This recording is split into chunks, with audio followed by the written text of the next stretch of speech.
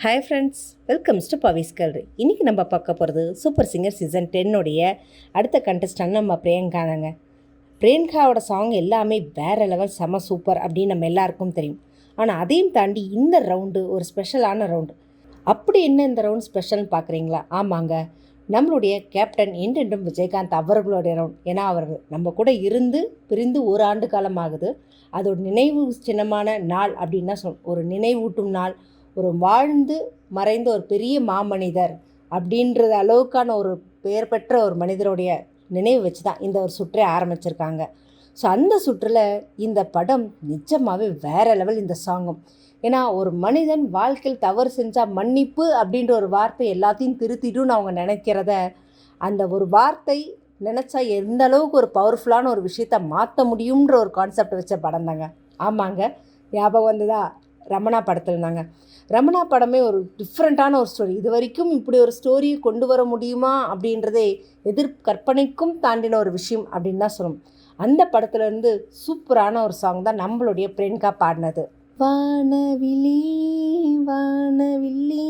ஏன்னா அந்த ஒரு சாங் பார்த்திங்கன்னா, ஒரு ஃபேமிலி, ஒரு சின்ன ஒரு சாதாரண ஒரு ஃபேமிலியில் இருக்கிற ஒரு ஆள் தன்னுடைய குடும்பத்தை எந்த அளவுக்கு ஒரு சந்தோஷமாக லவ் பண்ணியிருப்பார். திடீர்னு ஒரு விஷயம் இல்லைன்னும் போது அந்த இழப்பை சாதாரணமாக எடுத்துக்காமல் அந்த இழப்பை வச்சு எப்படி ஒரு விஷயத்தை இழந்ததை திருப்பி மீட்டு கொண்டு வர்றதுக்கான ஒரு ஸ்டோரி தான்.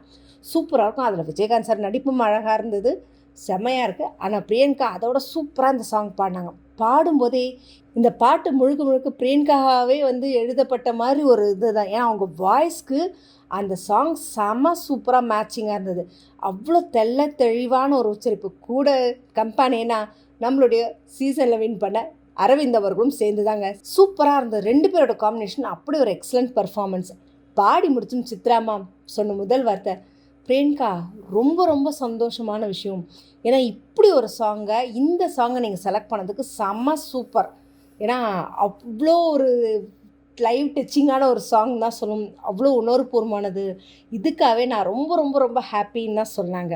அடுத்து சூப்பராக பாடியிருக்கீங்க, ரொம்ப அருமையாக இருக்குது. ஏன்னா அந்த உச்சரிப்புகள், வார்த்தைகள் அவ்வளோ தெளிவாக இருக்குது. ஆக்சுவலாக இந்த விஷயம் உங்களோட மெயின் ஒரு ப்ளஸ்ஸான விஷயம். எந்த காரணத்துக்கணும் அதை மிஸ் பண்ணிடாதீங்க அப்படின்னு நம்மளுடைய சித்ராமா சொன்னாங்க. சொல்லி முடித்ததும் நம்மளுடைய இமான் சார் அவர்கள், பிரியங்கா செம சூப்பராக பாடியிருக்க, சான்ஸேல ரொம்ப அருமையாக இருக்குது. அதுவும் அந்த ஃபஸ்ட்டு சரணத்தில் கடைசியில் எல்லாம் அவ்வளோ அட்டகாசமாக பாடியிருக்கீங்க. ஆக்சுவலி இன்ஃபேக்ட் சொல்லணுன்னா இந்த பாட்டு உங்களுக்காகவே எழுதப்பட்டு நீங்கள் பாடின மாதிரி தான் இருந்தது. அதோடு நீங்கள் அப்படியே உயிரூற்றமாக நீங்கள் பாடினது அவ்வளோ அருமையாக இருந்தது, செமையாக இருந்தது, சான்ஸே கிடையாது, சூப்பராக பர்ஃபார்ம் பண்ணியிருக்கீங்க அப்படின்னு சொல்லி முடித்தாங்க.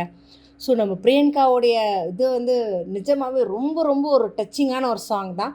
அந்த சாங்கை ஸ்டேஜில் அவ்வளோ அருமையாக அந்த ஒரு தெளிவான உச்சரிப்போடு பாடினது ரொம்பவே ஒரு பெரிய விஷயம். ஸோ கண்டிப்பாக விஜயகாந்த் சாரோடைய ஆசீர்வாதம் என்றைக்கும் நம்ம பிரியங்காவுக்கு இருக்கும் அப்படின்றது நம்ம எல்லாருக்குமே தெரிஞ்ச விஷயம்.